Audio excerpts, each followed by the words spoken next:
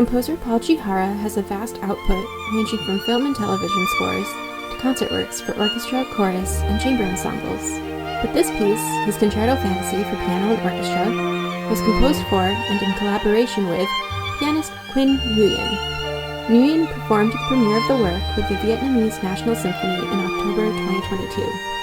She describes the work as, quote, virtuosic and intensely melodic, with French and Eastern harmonies, and jazz-tinged sections and phrases, reminiscent of Russian classical works. These elements are juxtaposed within the story, reflecting my personal journey of studying music in Vietnam, Russia, France, Germany, and the United States, and how their diverse cultures have shaped my life, end quote. It is this musical eclecticism that makes it such a fascinating piece.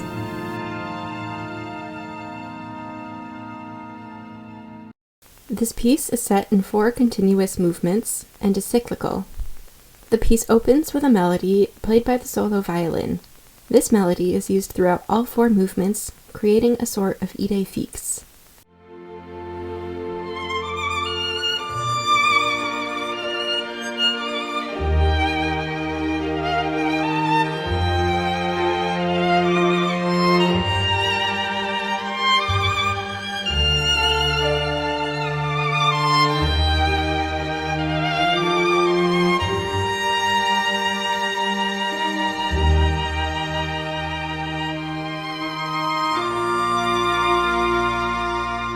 A brief orchestral transition then leads to the piano's statement of the first movement's main theme.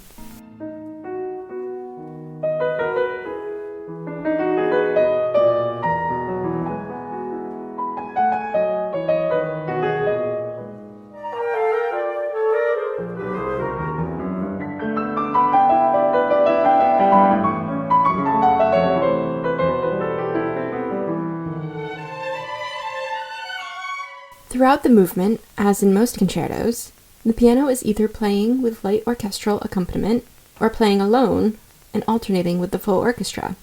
But what is rather unique about this piece is the variety of orchestral color that Chihara plays with throughout the movement. Here is one of the sections with the alternation between the piano and the orchestra. Listen particularly for the way he uses the winds and solo violin.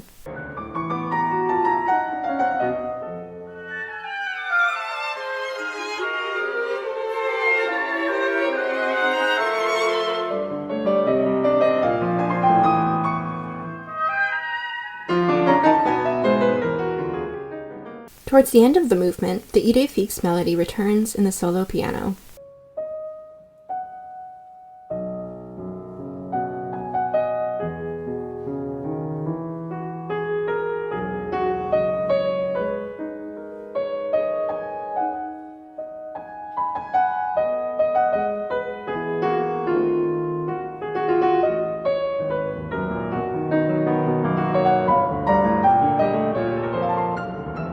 After the lyrical and largely neoclassical first movement, the piece abruptly changes moods, becoming more animated and leading to a jazz-inspired second movement. This sudden change of influence is typical of Chihara's writing.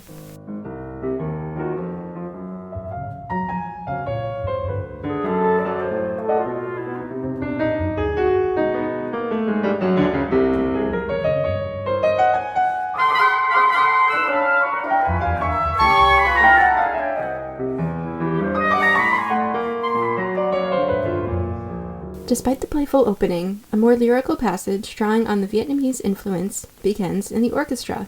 This passage uses the idée fixe melody, hinted at in the orchestra before being stated outright by the solo trumpet and the solo violin.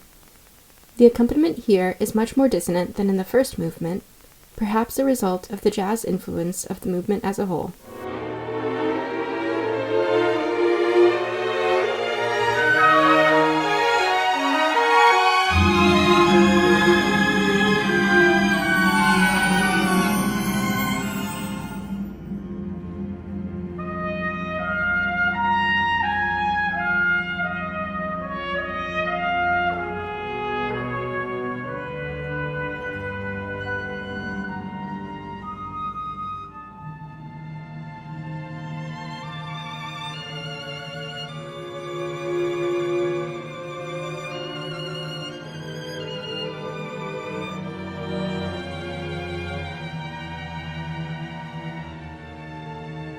The lyrical mood continues for the remainder of the movement, with both the piano and orchestra playing luscious melodies with a touch of the pentatonic.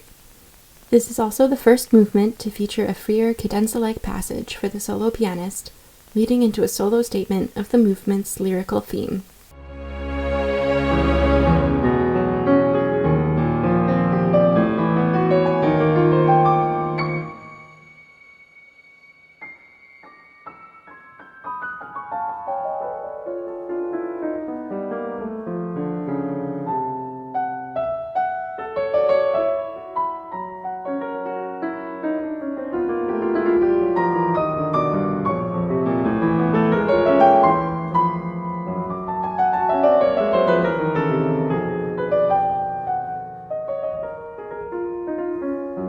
After this idyllic mood, the orchestra suddenly becomes dissonant and leads directly into the third movement, whose prominent percussion parts and trumpet help to depict the Vietnam War.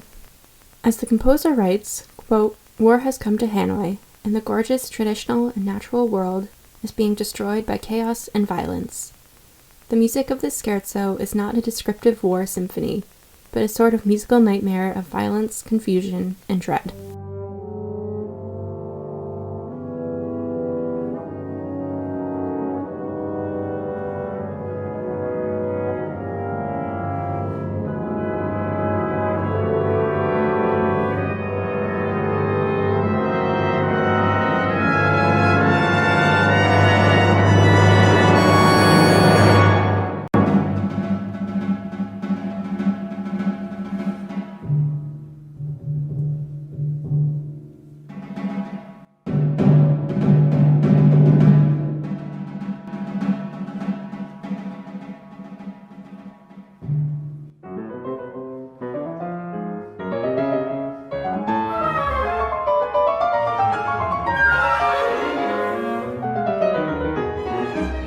Like in the first two movements, Chihara makes interesting use of instrumental color, but here he adds the trumpet to his use of the wind and percussion sections.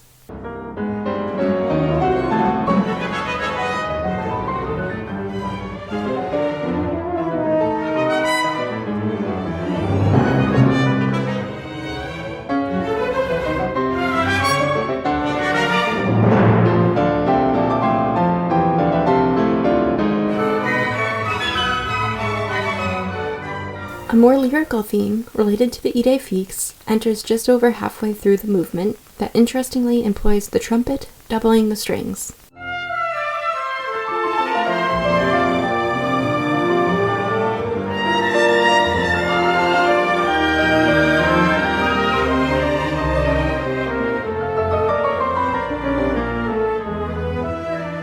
The idée fixe is stated outright, again on the trumpet and strings, near the end of this movement, before most of the orchestra drops out, leaving just the eerie string texture to end the movement.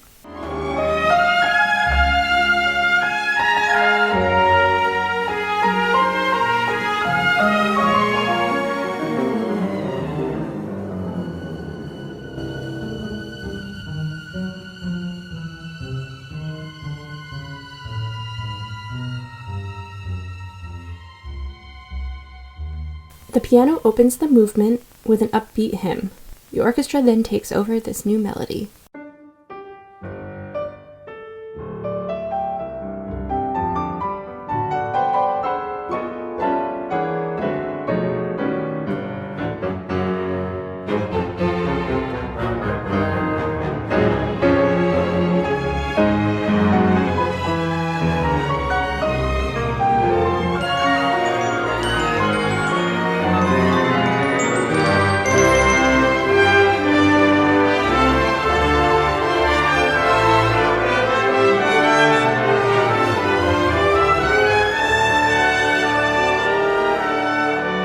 The idée fixe is once again reprised, this time in a triumphant, full orchestra rendition.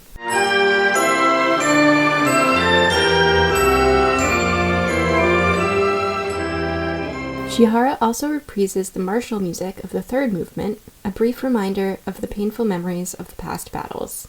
After an extended fast section featuring that martial music, the texture quickly changes into something more beautiful and ethereal.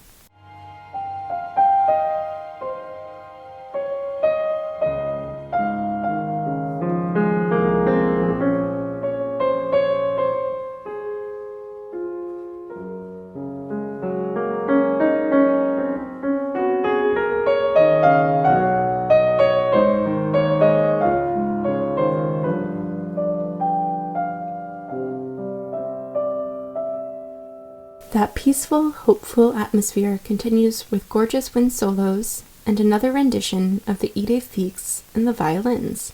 It is in this last section that the cyclical nature of the concerto really comes through, with Chihara citing themes from previous movements. A brief, dissonant passage then leads back into the ethereal music to end the piece, but the dissonance does not fully dissipate until the last quiet chords.